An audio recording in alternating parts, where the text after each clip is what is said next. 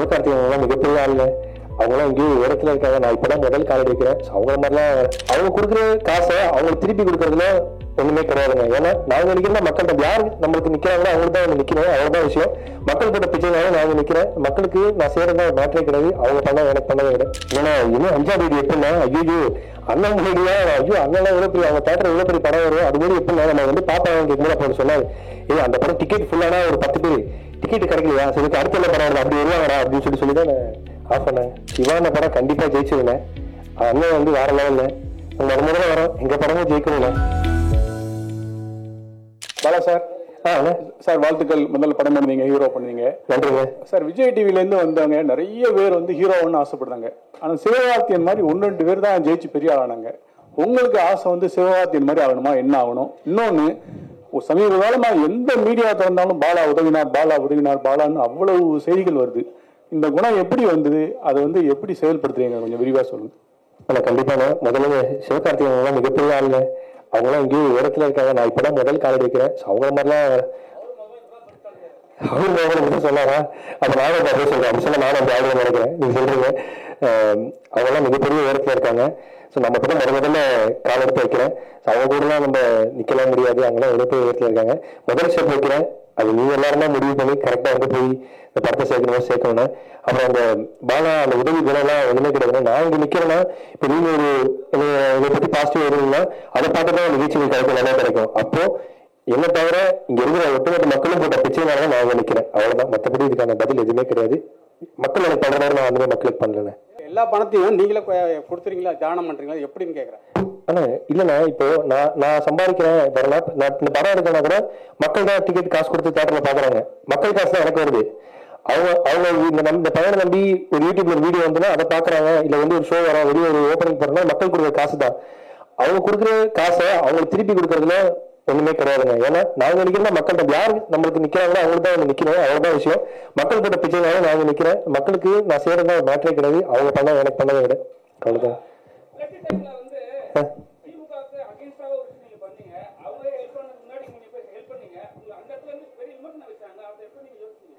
யாருக்கும் எகென்ஸ்டா பண்ணல.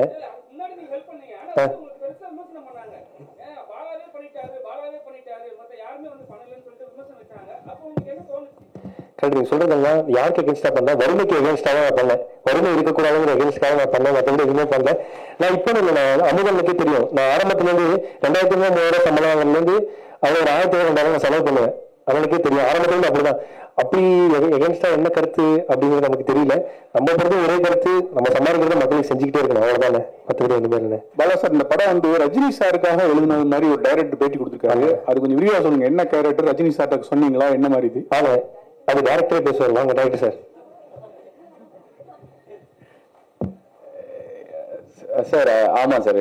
என்னன்னா எல்லா ரைட்டர் கம் டைரக்டர்ஸ் எல்லாருக்குமே பெரிய ஸ்டார்ஸ் கூட படம் பண்ணணும்னு ஒரு ஆசை இருக்கும். எனக்குமே அந்த ஆசை இருக்கு. ஸோ எல்லாருக்குமே விஜய் சார் கூப்பிட்டா என்ன கதை சொல்லலாம், அஜித் சார் கூப்பிட்டா அப்படின்னு சொல்லிட்டு நம்ம நம்மளோட லைப்ரரியில சில கதைகள் ஒன்லைன்ஸ் எழுதி வைப்போம். இப்போ ரஜினி சாருக்கு பண்ணா என்ன பண்ணலாம் அப்படின்னு சொல்லும்பொழுது, அவரு முன்னாடி பண்ண 6லிருந்து 60 வரை, எங்கே கேட்ட குரல், இந்த மாதிரி படங்கள்லாம் ஒரு சமீபம் லாங் டைம் அவரை மாஸ் ஹீரோவை மட்டும் நம்ம பார்த்துட்டு இருக்கோம். அவருக்கு அந்த மாதிரி ஒரு படம் பண்ணோம் அப்படின்னு சொல்லிட்டு இந்த காந்தி பாலசக்தியை சார் பண்ணியிருக்க அந்த கேரக்டர் இருக்கு, அந்த காந்திங்கிற கேரக்டரை அவருக்காக சொல்லலாம், லைனா சொல்லலாம் அப்படின்னு எழுதினது தான் சார். பட் அதுக்கு ஒரு பெரிய டைம் தேவைப்படுது. நம்ம அந்த லைட் நம்ம மேல விழுந்து அவங்க கண்ணில் நம்ம பட்டு அவங்க நம்மளை கூப்பிடணும்னா அதுக்கு ஒரு பெரிய வெற்றி ஒன்று தேவைப்படுது. அதுக்கு கண்டிப்பா பண்ணிடுவேன், எனக்கு நம்பிக்கை இருக்கு. அதுக்கு முன்னாடி சரி இந்த கதையை நாம பண்ணுவோம் அப்படின்னு சொல்லிட்டு பண்ணதுதான் சார். இந்த படத்துல வந்து ஹீரோ பாலான்னு சொன்ன பிறகு 50 நடிகை பின் வாங்கிட்டாங்க. அதுல பின்வாங்கின நடிகை ஃபீல்டர் உள்ளவங்களா புதுமுகமா? ரெண்டாவது, சரி இவ்வளவு பேர் பின் வாங்குறாங்களே, நம்ம பாலாவும் மாத்திரலாம் ஐடியா இருந்துச்சா? இல்ல சார், அது டெஃபினட்டா இல்ல சார். நூனகள் புதுமுகங்கள்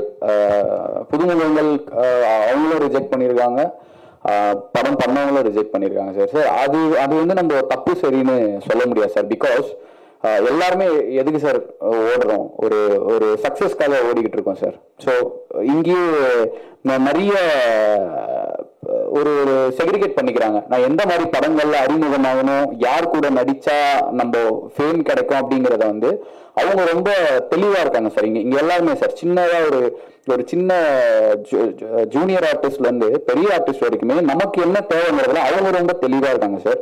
ஸோ பாலா அன்னைக்கு இருந்த ஒரு 6 ஐ திங்க் 1 இயர் முன்னாடி இருந்த பாலாவோட பிசிக் மேபி அதுக்கு நான் கூட காரணமா இருக்கலாம் சார். இந்த ரமனோட படம்னா சரி அடுத்தது என்ன பண்ணிட போறோம் அப்படிங்கிற எண்ணம் கூட ஒருவேளை இருக்கலாம். பட் இது என்னன்னா அவங்க நம்ம தப்பு சொல்ல முடியாது. அவங்க ஓகே சொல்லுவாங்க பாலா அப்படின்னு சொன்ன பிறகு இல்ல டேட்ஸ் இல்ல அப்படின்னு சொல்லுவாங்க. அது புதுமுகங்கள் புதுசா அறிமுகமாக போற வாய்ப்பு தேடுற ஹீரோயின்ஸுமே ரிஜெக்ட் பண்ணதுக்கு ரீசன் வந்து மேபி அவங்க பெரிய ஹீரோ கூட அவங்க லான்ச் இருக்கணும்னு அவங்க ஆசைப்பட்டிருக்கலாம் சார். இது நடந்துகிட்டே இருந்தது. பட் வி பிலீவ் கரெக்டான நாங்க டீமா பேசுவோம் சார், எல்லாருமே பேசுவோம். இந்த கதை வந்து அதுக்கானதை அதுவே தேடிக்கிட்டு இருக்கு சார்.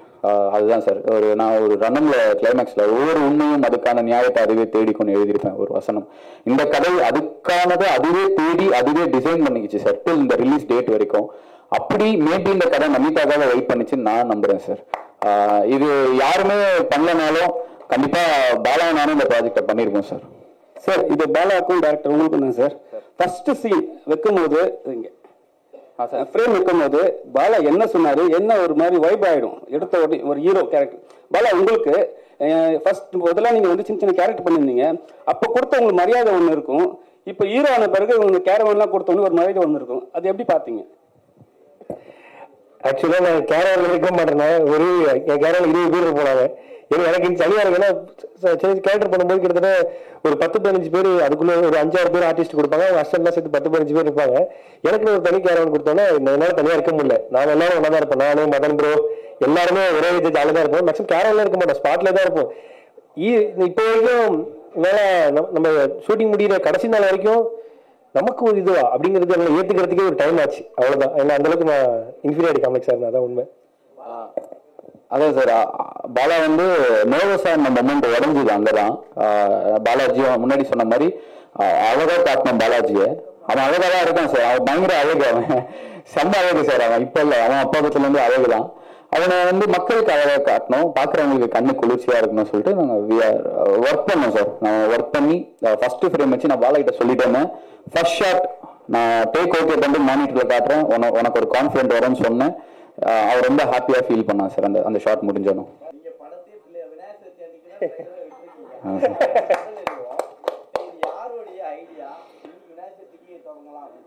சார் இது ப்ரொடியூசர் சாரோட ஐடியா சார். ப்ரொடியூசர் சாரோட ஐடியா. அவர் சார் ஐடியாலாம் கிடையாது. ஸோ ஏன்னா ஷார்ட் டைமில் ஒரு வித்தின் 10-15 டேஸில் we just decided release date. So அப்போ ஷெடியூல் பண்ணோம். அடுத்தடுத்து எங்களுக்கு வந்து நிறையா விஷயங்கள் இருக்குது. சீரியஸாக எனக்கு 27 வந்து விநாயகர் சதுர்த்திங்கிற மைண்ட்லேயே எனக்கு கிடையாது. ஏன்னா ஒரு வாரம் 10 நாளாகவே அதுக்கு ஓடிட்டு இருக்கோம். ஸோ ஷெடியூல் பார்த்தோம். சரி 27 ஏன்னா 28 நாளைக்கு வந்து ஆடியோ லான்ச் வச்சுருக்கோம். ஸோ ஆடியோ லான்ச் இருக்குது. சரி முன்னத்து நாள் 27 ப்ரெஸ் மீட் வச்சிடலான்னு சொல்லிட்டு ஜஸ்ட் லைக் தட் அப்படி டிசைட் பண்ணது தான். ஓகே மாநாட்டுல பாலாவுக்காக காந்தி கண்ணாடி போட்டு ஒரு சைக்கிள்ல பிரச்சாரம் போச்சா தெரியுமா? அது யாருடைய ஐடியா? பாலாவோட ஐடியாவா, ப்ரொடியூசர் ஐடியாவா, டைரக்டர் ஐடியாவா? டு பி ஹானஸ்ட் 100% இல்ல 1000% இது எங்க நாலேஜே கிடையாது. டு பி ஃப்ராங்க் என்னன்னா அந்த பையன் வந்து ஒரு கோயிலில் வந்து பூஜை போட்டு ஒரு தேங்காய்லாம் உடைச்சி அதெல்லாம் பண்ணதுக்கு அப்புறம் வந்து யாரோ சோ தான் அனுப்பிச்சாங்க இந்த மாதிரி வந்து பண்ணிட்டு இருக்கான்னு சொல்லிட்டு. ஸோ அதுக்கப்புறம் தான் வி ஜஸ்ட் ஃபாலோட் ஹிம். அதுக்கப்புறம் தான் அதுக்கே லைக் பண்ணி நான் வந்து ஃபாலோ பண்ணும்போது பார்த்தா அவனாவே செல்ஃப் இன்ட்ரெஸ்ட்ல பண்ணுறான். டு பி ஃப்ராங்க் என்னன்னா அப்படி நம்ம பண்ணியிருந்தோம் அப்படின்னா I know about digital marketing how it's going. So அப்படி நாங்கள் பண்ணியிருந்தோம் அப்படின்னா வந்து யூ கேன் சி நிறைய இன்ஃப்ளூயன்சஸ் உள்ளே இறங்கியிருப்பாங்க. சோஃபார் ஐ திங்க் ஸோ நீங்கள் எதுவும் பார்க்க மாட்டீங்கன்னு நினைக்கிறேன். அந்த பையன் 100% செல்ஃப் இன்ட்ரெஸ்ட்ல அதை பண்ணிட்டு இருக்கான். தேங்க்யூ. முன்னெல்லாம் நீங்க பண்ற எல்லா உதவியும் வந்து ஒரே ஒரு சேனல்ல மட்டும் குறிப்பிட்டு எடுத்து போடுவாங்க. நீங்க அந்த சேனல்ல மட்டும் தான் தெரியுங்க. இப்போ பத்திரிகையாளர் பிரஸ் மீட்டிங் எல்லா பத்திரிகையும் கூப்பிடுறீங்க, அந்த சேனல்ல கூப்பிடலையா? எந்த சேனல் சொல்றீங்கன்னா? நீங்க குறிப்பிட்டு எந்த சேனல்ல உங்களுடைய இல்ல நீங்க அப்படிதான் எல்லா சேனலும் நமக்கு ஈக்குவல் தான். நீங்க குறிப்பிட்ட எந்த சேனல்? உங்களுடைய இன்டர்வியூ எந்த சேனல்ல கொடுத்திருக்கீங்க? எல்லா சேனல் 13 சேனல் கொடுத்தேன். நேத்து தான் கொடுத்திருக்கீங்க. இது வரைக்கும் இல்ல கொடுத்திருக்காங்க. அதிகமா பிகினர்ஸ்ல தான் போயிருக்கு. ஓ அப்படி சொல்றீங்க. பிகினர்ஸ்ல அவார்ட் ஃபங்க்ஷன் ஹோஸ்ட் பண்ணுவேன், காசு கொடுக்குறாங்க, ஹோஸ்ட் பண்றேன். நிறைய வீடியோஸ் அதான் போகுது. நிறைய பேருடைய கம்ப்ளைண்ட் அதான். இல்லண்ணா வந்து அங்க மட்டும் தான் கொடுக்குறாரு. அப்படிலாம் கிடையாதுண்ணே. அவங்க யாருக்கு வேணும் எனக்கு என்கிட்ட காட்டுங்கண்ணே, நான் கூட சொல்றேன், மெசேஜ்ல கூட காட்டுறேன். நான் இன்ஸ்டாகிராம்ல போடுற வீடியோ அவங்க எடுத்து இதில் போட்டுக்கிறாங்கண்ணே. அதான் மைக் அண்ணன் கொடுங்க, ஒரு நிமிஷம் அண்ணன் கொடுங்க.